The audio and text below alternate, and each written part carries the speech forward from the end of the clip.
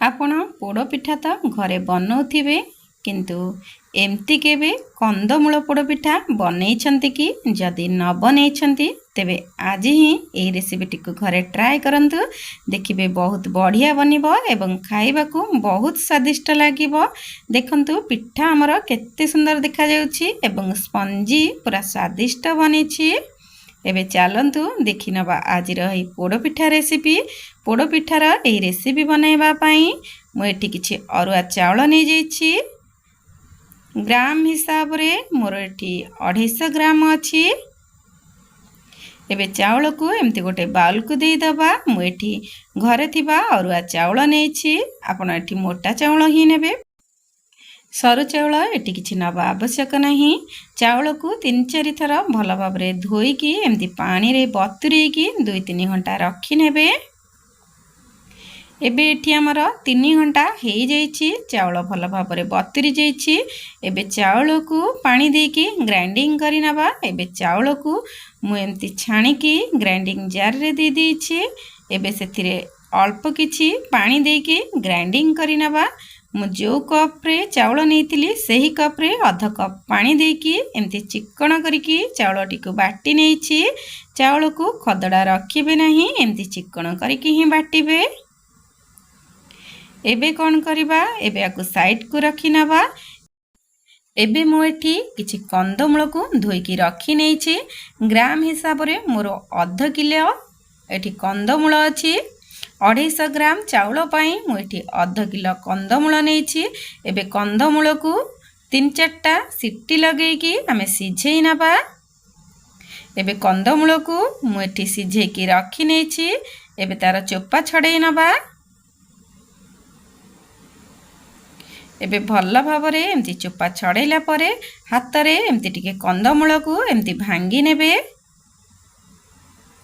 आपण एही परी थरे बनैकी देखंतु, देखिबे बहुत स्वादिष्ट बनिबो एवं बहुत नरम बनिबो। खाइबाकू बहुत बढ़िया लागिबो।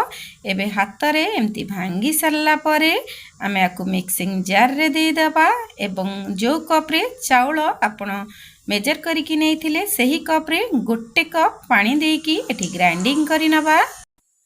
आपण चाहिए याकू हाथ रे मध्य चकटी पारिबे, किंतु हाथ रे चकटिले खदड़ एवं कतालिया रही जाइथे, सेति मु ग्राइंडिंग करि नैछि। एबे एठी मु एमती गोटे कड़ाई बसई नैछि। कड़ाई रे मु 2 चम्मच एठी गुआ घी दे देछि। घी हमर गरम हे आसलानी। एबे किछि काजू किशमिश को सही घी रे देकी एमती भाजी नबा।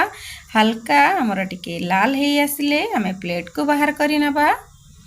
एबे पाखापाखी हमर भाजी हे आसलानी। एबे मु गोटे प्लेट को बाहर करि नउछि।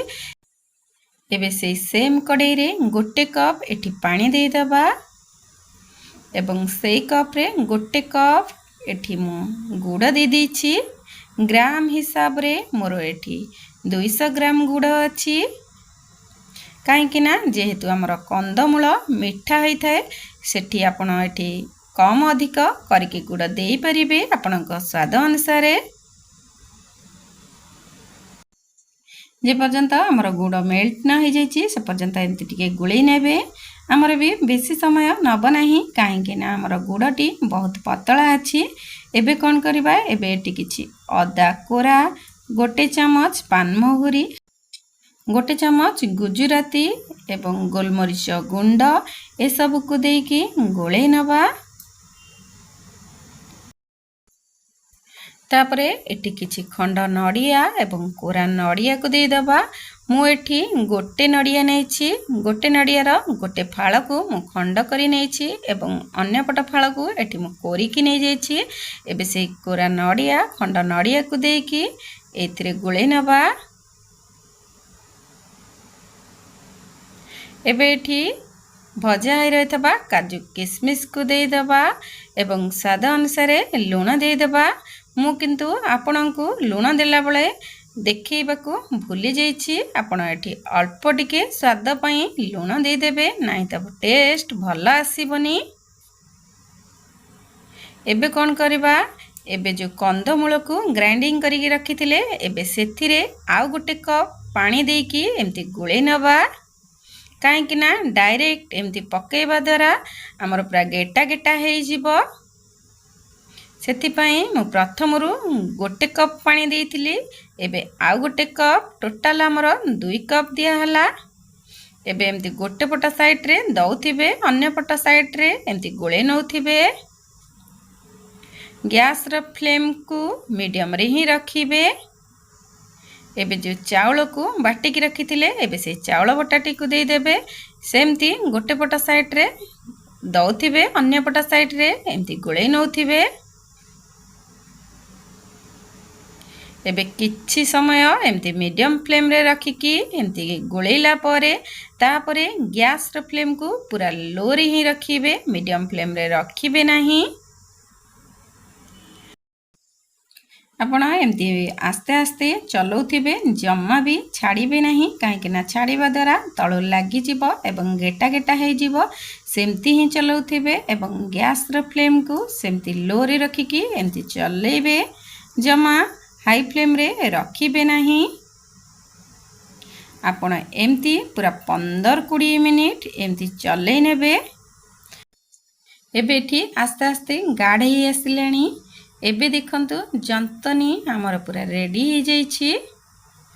एबे आउ टिके एमती एपट सेपट करि नबा। आपण केमती जानिबे जे हमर जंतनी हेई आसिलानी बेली। आपण कोन करिवे ना टिके पानी हाथ हे जिवे, तापरे जंतनी को हाथ रे टिके आनी की चेक करि नेबे। जदि आपणको हाथ रे लागु नथिबो तेबे ताहले आपण जानिबे जे हमर जंतनीटी पूरा ठीक हेछि।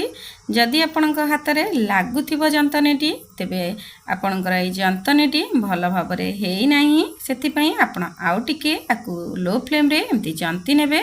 देखंतु आम हाथ रे जम्मा भी लागु नाही, ता माने हमर एठी जंतनीटी पूरा परफेक्ट हेछि। एबे गैस ऑफ करि नबा एवं गोटे एमती प्रेशर नै जिबा। ता ऊपरे एमती कदली पत्र 2-3टा भलो भाबरे एमती रखि नेबे।